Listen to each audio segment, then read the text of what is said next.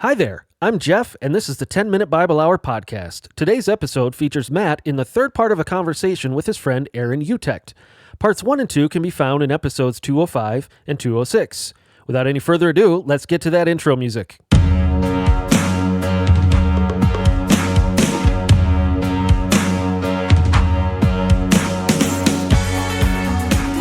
Hey, I'm Matt. This is the 10-Minute Bible Hour podcast. I'm hanging out with my buddy, Aaron Utecht.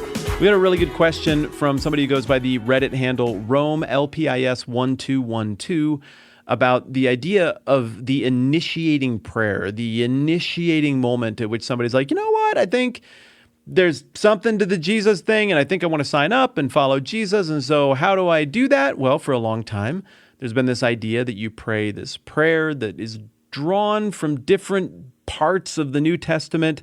It's all Bible-y, but it is a relatively recent innovation. Prior to that, one might enter the church by going to the high church and having them baptize you. And then that initiates your relationship with the church. And having a relationship with the church is how you have a relationship with God or enter into following God. But in the age of Protestantism, there's a little more skepticism about that mechanism of having that all funneled through the church. And so inevitably, there comes a moment where this idea of an initiating prayer surfaces. This becomes very popular starting in the early 1800s, especially in America and in evangelicalism, and has maybe come under appropriate scrutiny a little bit more here in recent years. And that is what I think the question that Rome, for short, is asking us here. This individual rightly points out that they can't find any evidence of a sinner's prayer in the Bible, but that rather following Jesus seems to be the rather nebulous formula for how one starts as a Christian, how one gets in. But like I said, this is a huge question. How you sign up is a really big deal. So here's what I want to bounce off of you, Aaron. As we were going through the Sermon on the Mount with the conversation we have here on the podcast, we got to the part about the Lord's Prayer, one of the most famous parts of the whole Bible. And the argument that I made, and I want to bounce off of you, is that I think there is an initiating prayer in the Bible. I think there is a sinner's prayer in the Bible. I don't think that by reciting those words in order, there's some magical spiritual transaction that occurs, and then just now you did the thing you have to do to be a Christian. Rather, I think the orientation of the Lord's Prayer, your God, I'm not. Your kingdom, not mine. You provide, I don't. You're in charge of justice and mercy. You protect me from my enemies. Total dependence on God and embracing of the values of the kingdom. That, to me, is the posture of following if somebody's looking for something a little bit more precise than just a nebulous follow. Am I crazy? Is it too much of a stretch to say that the Lord's Prayer, in a way, is the sinner's prayer? Those are two different questions. Are you crazy? And is that legitimate? Okay, that's fair. Don't even answer the first one. Yeah. The answer to both would be yes. But I know, actually, I think it is. I think that's a good way to think about it. The Bible seems to be a little bit more open-ended about how it begins rather than what's commonly called the sinner's prayer. About how becoming a Christian begins, a Christian, yeah. It's a little more open-ended. The sinner's prayer, in a lot of circles, is treated somewhat superstitiously. As long as I recite these words, well, I prayed the prayer. My kid prayed this prayer back when they were a kid, so I know they're Christians, even though I prayed that. And so the words of it are not bad, but it can become, and I think this is a human tendency. We want to know what's the minimum, what's the formula. Give me the superstitious rite. I'll throw the oil on the statue. I'll burn the incense.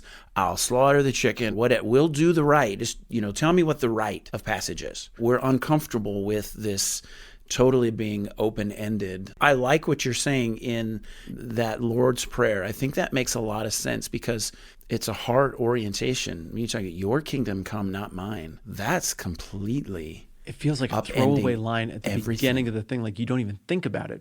That upends everything. It's a total reversal. It disrupts everything about our lives. We are constantly, subconsciously most of the time, posturing to build our influence. I mean, we're all encouraged on social media now, build your following, be an influencer.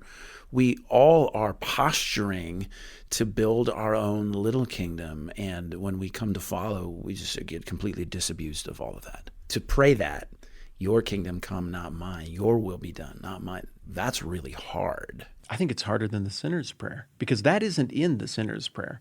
The sinner's prayer that I prayed both times I converted. Once when I was a little kid. I guess I converted 3 times. Why does anyone listen to this? What the heck do I know? When I was a little kid. We're still working on Matt to convert him fully. That's fair. When I was a little kid, I became a Christian laying in bed after breaking a rule, and my dad caught me, and rather than punishing me, he explained the whole grace Jesus thing. And it made sense, and I was like, I want to follow Jesus, Dad. And he was like, all right, well, this is what you pray. And I have no problem with him doing that. I have no problem with the way he laid that out. I think that's probably when I became a Christian. And then because of the constraints of my household, I behaved well enough that I suppose it looked, at least externally, like I was a kid who was following Jesus. And then I got to a point where I was a little bit older, and a Charles Finney-style revival guy came to town, and he said a bunch of good words and applied some pressure, and I was like, I'm not sure I got this right. I need to go up to the anxious seat and convert in a Baptist church. And so I did. And I meant it. And I prayed the sinner's prayer, and he gave me a penny, and I taped it in my Bible. And it's like, this penny's a free gift, and the grace of God is on. I was like, that's a beautiful illustration. And I still have that penny taped in that Bible. And so, I don't know, that counts. That's great. But then when my faith fell apart and absolutely broke after seminary, the comeback prayer didn't sound like that at all. Like, at that point, I was in a place where, like, God knows exactly what words I'm thinking. He knows I'm hurting, and this has kind of been a difficult season. And that prayer was very alone, very in private. I employed language I don't employ in front of people very often, because I was like, well, what does it matter? He knows. Like, he knows exactly what's going on here. And in looking back, I realized that sinner's prayer, when my faith came back together after breaking, it really was the Lord's Prayer. It's like, if this thing is real, you are in charge. If we're really going to do this thing, then I have to assume that right posture that I'm seeing throughout the Bible. I have to forfeit my ability to say, my kingdom come, and my will, and my stuff, and my things. Just because I prayed that doesn't mean that I'm exactly doing it. Like, I don't know. It's what you aspire to. It's what you're acknowledging verbally is the truth and the reality of the situation. He's other, he's better, he's different, he's infinite, and I'm the opposite version of all of those things. I'm normal and pedestrian. I'm not infinite. I am flawed. I am inconsistent. So I like the version of this situation where you're king better than the one where I am, or at least verbally, that's the commitment that I'm making. And that theoretically is not just the initiating point then, but it's also the sustaining point, the trajectory of being a Christian.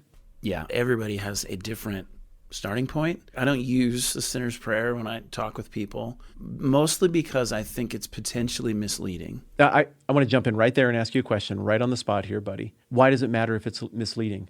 Who cares? Like, isn't the point to always be closing? ABC, coffee is for closers, get people to sign up for Christianity. What does it matter how you get somebody to sign up? Don't we just need to get them in the door? What's the difference between getting somebody to become a Christian because we put them in the anxious seat and got them to pray the words and say the thing in front of their friends versus somebody signing up for Jesus' invitation to follow and the Lord's Prayer version of it? Well, I will probably get roasted for this on the interwebs, but I don't think the point is always to be closing, because what you win people with is what you win them to. And the Bible is inviting us, as we invite others to follow Christ, inviting them to a lifestyle of sacrifice where the king is on the throne. And we're worshiping a king who's not us. Your kingdom come, not your will be done, not mine. But that does not come if we trick people into it. Not to mention that if eternity really is on the line, I don't want to mislead somebody. If I'm trying to tell somebody how to get to heaven and I want to invite them into this, I want to be as transparent as possible. Disclose. Kind of like Jesus does about everything. Like Jesus does. Yeah, you want to follow me? Cool. I'm homeless, just so you know. I smell weird. Yeah, exactly. What you win people with is what you win them to. And what we, in the biblical definition, what we win them to is as important, if not more important, than just plain winning them. I think you're onto something. And I think the reason that my faith broke is because I signed up for a diminished version of the thing. There's a very different kind of Christianity that happens and that goes into practice when what you're pitching is kind of a partnership where you and God work together to resolve your problems and your sin, and there's like this fulfillment and happiness that you feel.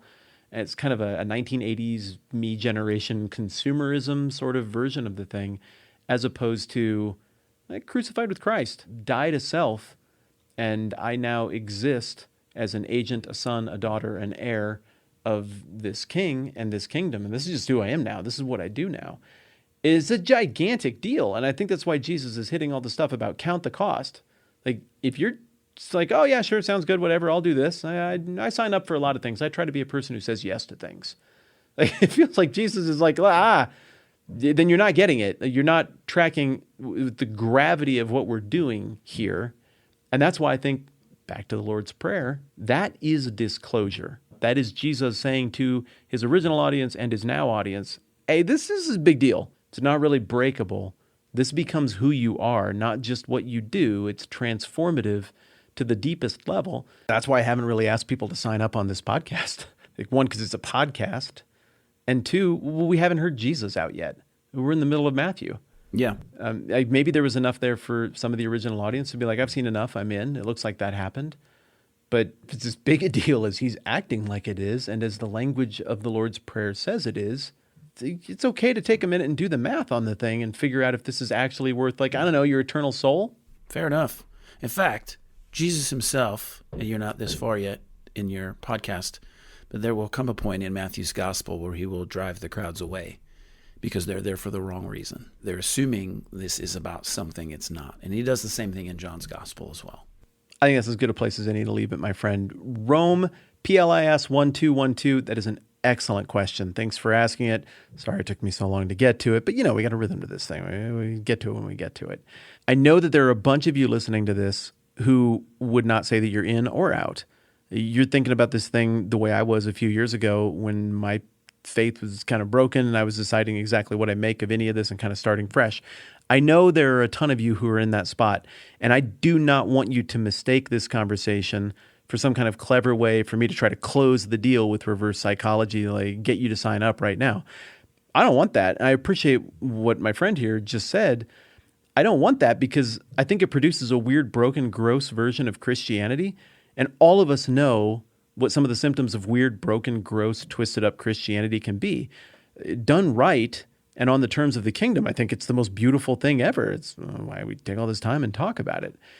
If you get it wrong on the front end, it perverts up into something pretty weird and dysfunctional fast.